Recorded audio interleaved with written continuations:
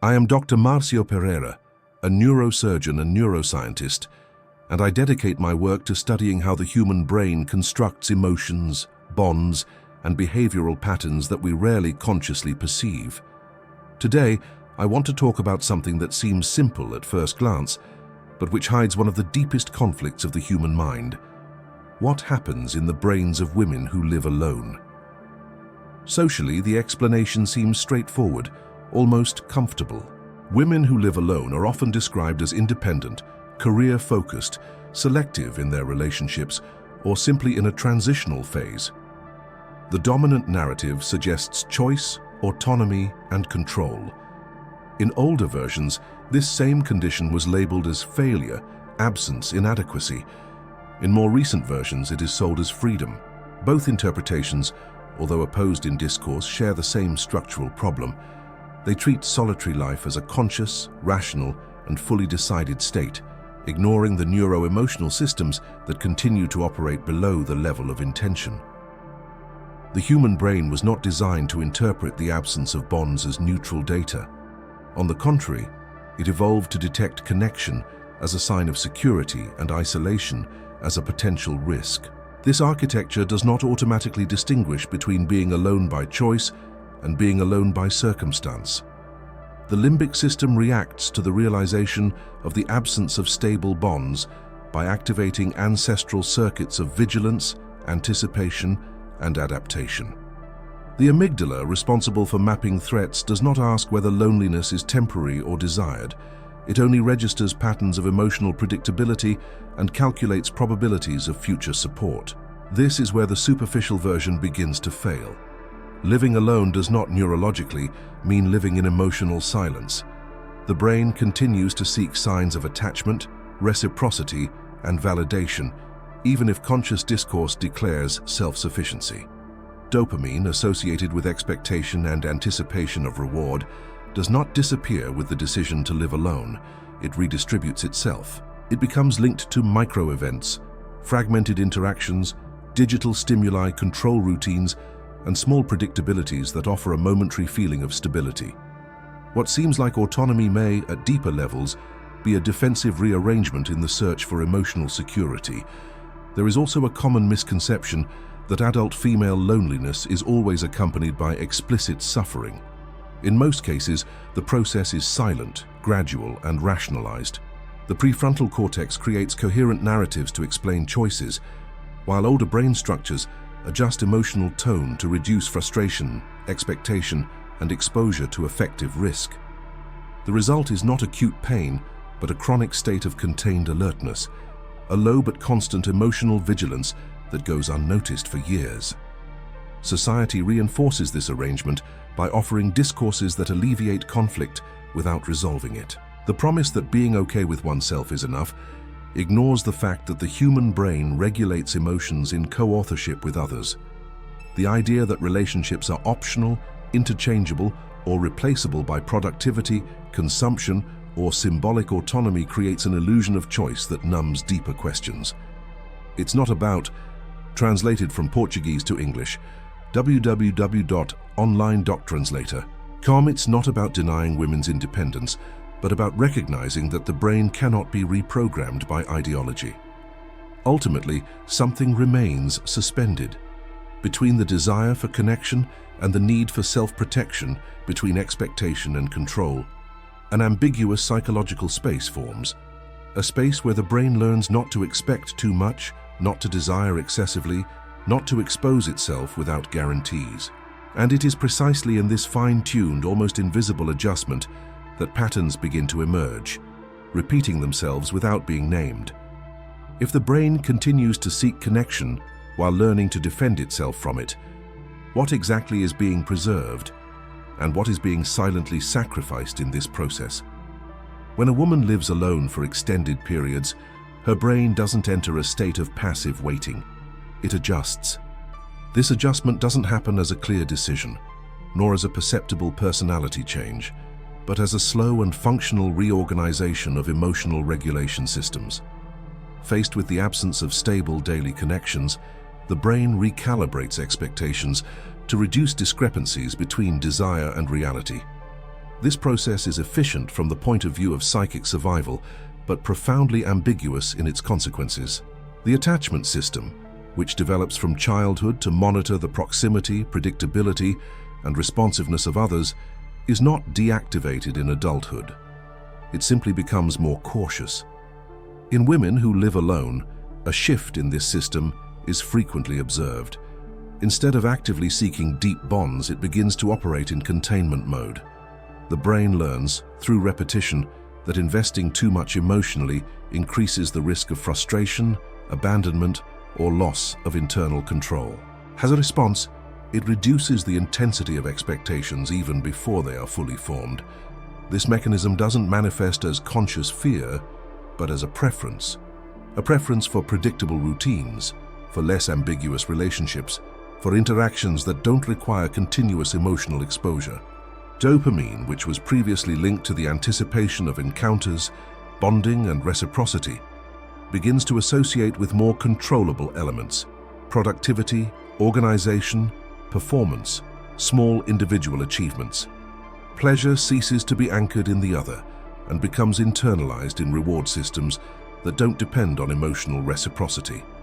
At the same time, anxiety doesn't disappear, it transforms. Instead of manifesting as obvious restlessness, it dilutes into functional hypervigilance. The brain remains alert to signs of intrusion, dependence, or instability, even when no concrete threat is present. This vigilance creates a subjective feeling of autonomy and self-control, but it exacts a silent cost: the progressive reduction of tolerance for emotional unpredictability, which is an inevitable component of any deep human bond. There is a central contradiction in this adjustment. The brain seeks emotional security by reducing exposure, but in doing so it also limits the conditions necessary for genuine connection experiences. It's not a total blockage, but rather an increasingly restrictive filter. Refined, excessively selective about who can enter, how much can enter, and how long they can stay. The result is a narrow, highly controlled relational field where risk is minimized, but so is depth. Culturally, this state is often reinforced as emotional maturity. The woman who doesn't get involved easily, who knows how to be alone and who doesn't depend on anyone, is praised as strong and self-assured. What is rarely observed is that this same pattern can be, in many cases, a prolonged adaptation to the absence of consistent emotional security. The brain learns to function without predictable external support and begins to treat self-sufficiency not as an occasional choice, but as the norm. Over time, this norm solidifies into identity, not because it was desired from the beginning, but because it has proven functional. The brain prefers the predictability of control to the instability of expectation. However, as this state normalizes, something begins to shift internally. The desire doesn't disappear, but it loses its language. The need for connection doesn't extinguish, but it ceases to be consciously recognized. If the brain learns to protect itself by reducing its capacity to wait, at what point does this protection cease to be adaptation and begin to become an invisible limit to emotional experience itself? As time passes, the brain, which has learned to adjust to solitary life, begins to operate in a state of constant tension between two systems that never cease to coexist: the desire system and the defense system. Neither disappears. What changes is the silent hierarchy that is established between them. In women who live alone for long periods, it is frequently observed that the defensive system takes over operational priority, not by conscious choice, but because it has been repeatedly reinforced as the most stable path. From a neurobiological perspective, desire is not merely a will or a need. It is an integrated signal from multiple circuits: dopamine, oxytocin, emotional memory, and future expectations. When this system is activated, it projects scenarios, anticipates rewards, and heightens sensitivity to others. However, for a brain that has learned that emotional exposure carries unpredictable costs, this heightening is perceived as a potential threat. The same circuit that produces approachability simultaneously activates risk alerts. This conflict doesn't manifest itself dramatically. It appears in seemingly rational micro-decisions: postponing meetings, maintaining relationships at ambiguous levels, avoiding conversations that deepen bonds, interpreting affective signals with excessive caution. The prefrontal cortex constructs coherent justifications for these choices, often based on objective criteria: lack of time, personal priorities, practical incompatibilities. What is rarely perceived is that these decisions are influenced by an internal emotional economy that prioritizes risk reduction over the possibility of effective gain. Over time, the brain begins to anticipate pain even before the bond forms. Emotional memory, especially that associated with past frustrations, does not operate as explicit recollection, but as a predictive bias. Each new possibility of connection, it is filtered through past experiences, even when the current context is different. The result is a state in which desire exists, but is immediately regulated, contained, or redirected to avoid internal disorganization. This mechanism creates a profound paradox. Outwardly, the woman may appear emotionally stable, centered, and unreactive. Inwardly, the brain maintains a constant modulation activity, avoiding peaks of expectation that could lead to abrupt emotional drops. This stability, while functional, is not neutral. It requires continuous psychic energy to sustain the restraint. The absence of large emotional fluctuations does not mean an absence of conflict, but rather a conflict maintained at subclinical levels. Society once again offers language to legitimize this state.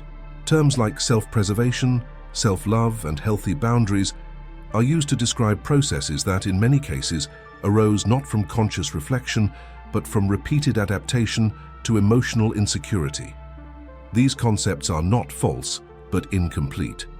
They explain the behavior, but do not reveal the neuro-emotional cost of living in constant negotiation between wanting and protecting oneself. There is a critical point in this process where the brain begins to confuse the absence of pain with well-being.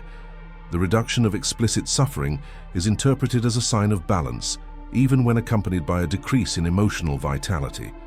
The risk is not loneliness itself, but the progressive anesthesia of desire, which becomes increasingly difficult to access without immediately activating the defense systems. If the brain learns to survive by minimizing its own capacity to desire, what happens when desire finally insists on appearing? Does it still find space to exist without being treated as a threat? Over the years, what began as a temporary adjustment tends to become a baseline state. The brain, by repeating certain patterns of emotional regulation, transforms adaptations into stable neural habits. Living alone ceases to be a circumstance and becomes an internal organization. Not in a practical sense, but in the way the nervous system interprets the world, relationships, and the future itself. Isolation, at this point, is no longer perceived as absence, but as a point of reference. The human brain works by contrast. It learns what is normal from repeating what is predictable. When daily life is structured without the constant presence of a significant other, the circuits responsible for adjusting empathy, emotional synchronization, and affective co-responsibility reduce their baseline activity. This does not mean that these capacities disappear, but that they cease to be constantly exercised. The result is a subtle form of relational decoupling, in which the presence of the other comes to be felt as an interruption and not as an extension of the emotional experience. At this stage, many women report feeling discomfort not with loneliness itself, but with the possibility of not being alone. The brain, accustomed to controlling rhythms, schedules, silences, and decisions without negotiation, reacts to the idea of sharing with micro-stress triggers. This is not a conscious rejection, but an automatic response to loss. Predictability. Dividing space, time, and emotion requires a flexibility that the nervous system no longer practices frequently. Contemporary culture actively contributes to the consolidation of this state. The extreme valorization of autonomy, individual self-realization, and emotional efficiency creates an environment where functional isolation is rewarded. The woman who doesn't need anyone is seen as strong. The one who expresses need is often interpreted as fragile or regressive. The brain, sensitive to social reinforcement, quickly learns which emotional states are acceptable and which should be suppressed. The problem arises when this normalization prevents the perception of what is being lost. The absence of open conflict is mistaken for balance, and the absence of dependence is mistaken for maturity. However, the human brain does not mature by eliminating needs, but by learning to regulate them in safe contexts. When there is no space for this shared regulation, emotional life becomes self-sufficient, but impoverished in nuance. There is also a temporal distortion that silently sets in. The future begins to be imagined in terms of continuity with the present, not openness to the unpredictable. Plans are constructed logically, functionally, and in a controlled manner, but rarely include the transformation that a deep connection inevitably brings. The brain learns to project security, not expansion, and anything that threatens to reorganize the internal structure is treated with caution, postponement, or rationalization. At this point, isolation is no longer felt as a problem to be solved, but as a condition to be defended. Any emotional discomfort is attributed to external factors, tiredness, stress, excessive demands, while the core of the issue remains untouched. The brain protects what it knows, even when the known limits experience. If isolation becomes the default state, and sharing is experienced as a risk, how can the brain recognize that what offers security may also be silently restricting the very possibility of connection? When the brain stabilizes in a prolonged state of emotional self-sufficiency, the consequences rarely arise abruptly. They accumulate slowly, like microscopic adjustments that, over time, alter the texture of subjective experience. This is not about obvious suffering, but a gradual change in how emotions are felt, processed, and integrated into identity. The nervous system learns to operate with less effective variability, which reduces both pain and the intensity of relational pleasure. One of the more subtle effects of this process is a decrease in sensitivity to social reward. Interactions that previously activated dopaminergic systems linked to anticipation and bonding begin to generate more neutral responses. The brain, accustomed to internal and controllable sources of reward, responds with less enthusiasm to invitations, encounters, or opportunities for connection. This response is not interpreted as loss, but as selectivity. However, from a neurobiological point of view, it represents a lowering of the activation threshold for experiences that depend on others. Another frequent effect is the amplification of internal dialogue. In the absence of continuous external validation, the brain intensifies self-referential processes. Thoughts become more circular, decisions more analyzed, emotions more observed than experienced. The prefrontal cortex assumes a dominant role, monitoring and regulating internal states with precision, but also with rigidity. This excess of self-regulation can generate a feeling of constant control, accompanied by persistent mental fatigue, even during periods of apparent tranquility. There are also less visible impacts on how the body responds to the world. The autonomic nervous system, responsible for balancing arousal and rest, tends to remain in a state of moderate alertness, not enough to cause clinical anxiety, but enough to prevent deep relaxation in social or emotional contexts. The body learns not to completely let its guard down. This continuous baseline activation contributes to a diffuse feeling of emotional fatigue, difficult to name and even more difficult to attribute to a specific cause. Over time, these consequences begin to intertwine with identity.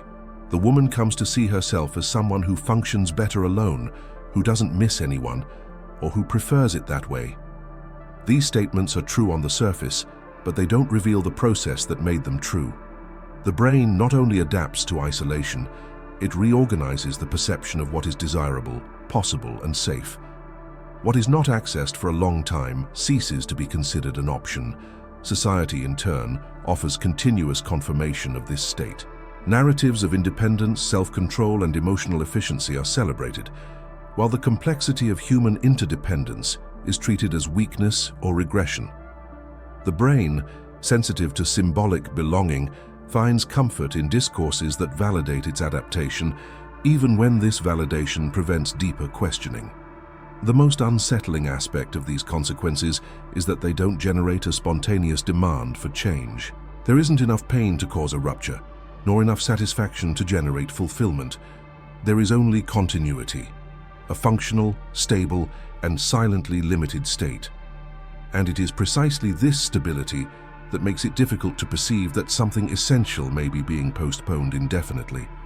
If the brain learns to confuse stability with well-being and adaptation with choice, how can it distinguish amidst the silence what is legitimate protection from what has become an unrecognized renunciation?